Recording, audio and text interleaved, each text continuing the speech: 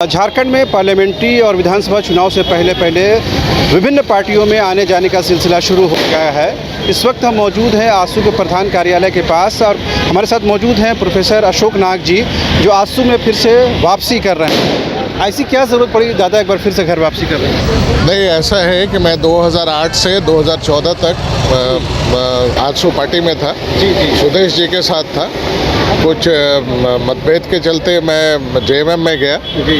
लेकिन जेएमएम में जाने के बाद मुझे लगा कि एक विजनरी पार्टी, एकमात्र पार्टी जो पूरे झारखंड को एक दिशा दे सकती है, एक गति दे सकती है, वो सुदेश जी की पार्टी है। जी। और सुदेश जी के साथ मेरा और सब जितने भी कार्यकर्ता हैं उनके साथ मेरा पुराना लगाव है। जी। तो इसी नाते मुझे लगा कि पार्टी को भी मेरी ज़रूरत है और मैं पार्टी के एक कार्यकर्ता के रूप में फिर तो महासचिव पद पर थे और 2019 मुझे याद है कि वो सीटों के बंटवारे के सिलसिले में कुछ बात हुई थी।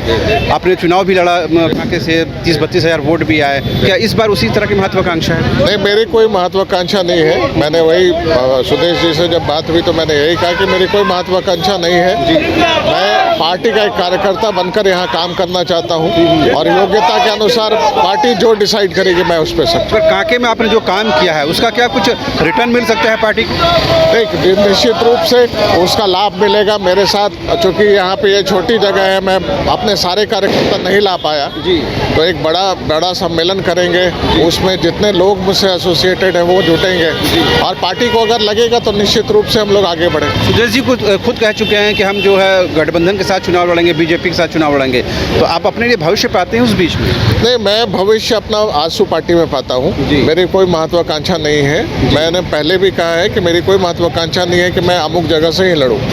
जो पार्टी मुझे निर्देश देगी मैं उसका पालन करूँ। एक आखिरी सवाल, अच्छा जेएमएम में ऐसी क्या बात लगी जो वहाँ से आपने छोड़ना पार्टी को मुनासिब हो गया? नहीं, जेएमएम के प्रति मेरा कोई विद्वेष नहीं है, लेकिन जेएमएम से मेरी विचारधारा मेल नहीं खाती थी। कहीं ना कहीं मुझे लगा कि नहीं, मैं सुदेश जी के पास वापस लौटूं, इसलिए आज ये महामिलन नहीं है, घर वापसी है। उनकी जो विचारधारा है वो जल जंगल ज़मीन वाली है, आपकी भी कमोबेश वही बातचीत है, तो कहीं से कोई मिसअंडरस्टैंडिंग वाली बात नहीं? देखिए, थोड़ी सी मिसअंडरस्टैंडिंग वाली बात थी, लेकिन है कि मैं उनको भी, उनके प्रति मेरा कोई विद्वेष नहीं है, लेकिन उनकी अब कार्य करने की अपनी पद्धति है, मेरे कार्य करने की अपनी पद्धति है, तो कहीं ना कहीं उसमें क्लैश हुआ। एक आखिरी सवाल, क्योंकि आप जिस वक्त ज्वाइन करने जा रहे हैं, करीब एक साल के अंदर विधानसभा चुनाव है और करीबन 6 महीने के अंदर जब लोकसभा चुनाव है, तो टाइमिंग को लेकर सवाल है कि नाग साहब कुछ खास टाइमिंग को लेकर चुन कर? नहीं, ऐसा कुछ नहीं है। मैं सुदेश जी को देखना चाहता हूं कि वो झारखंड की कमान संभालें और अग्रणी रूप में लीड लें, उसमें मैं एक सहयोगी की भूमिका निभाऊं। ठीक है। तो आपने सुना, ये थे प्रोफेसर अशोक नाग जी, जिन्होंने साफ तौर पर कहा कि एक बार फिर से पार्टी में वो वापसी कर रहे हैं और इसका मकसद